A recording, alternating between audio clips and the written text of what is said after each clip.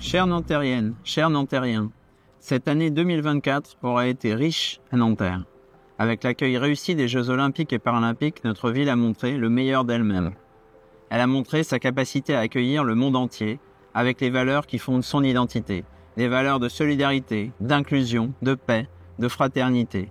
Durant cette année, Nanterre a également continué à se transformer, à avancer. Nous avons ainsi inauguré, à la rentrée, l'école Maxime Gorki, où je me trouve, une étape importante dans le projet de rénovation du Parc Sud. Nous avons également lancé les travaux de rénovation de la première tour nuage et nous continuerons notre action dans les quartiers du Chemin de l'Île, du Petit Nanterre et de République.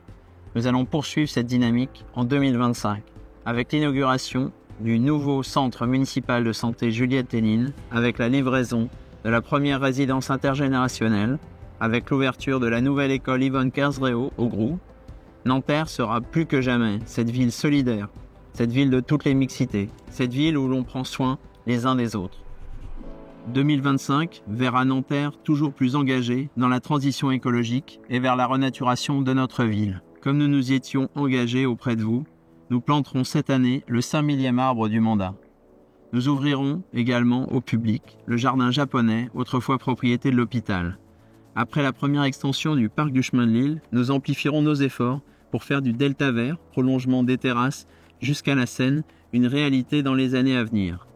Nous engagerons également nos forces dans la renaturation des sites pétroliers pollués, en faisant valoir le droit à réparation de notre ville et de ses habitants. Parce qu'une ville sans passé ne peut avancer sereinement, nous continuerons en 2025 à faire vivre toutes les mémoires qui fondent notre ville, qui font sa richesse et sa diversité.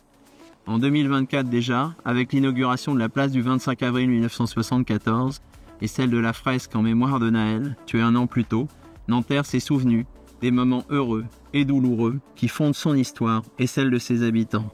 En 2025, nous nous souviendrons des 80 ans du 8 mai 1945, qui est une résonance toute particulière à Nanterre, celle de la résistance et celle de la lutte pour la décolonisation. C'est donc une nouvelle année particulièrement riche qui s'ouvre à Nanterre.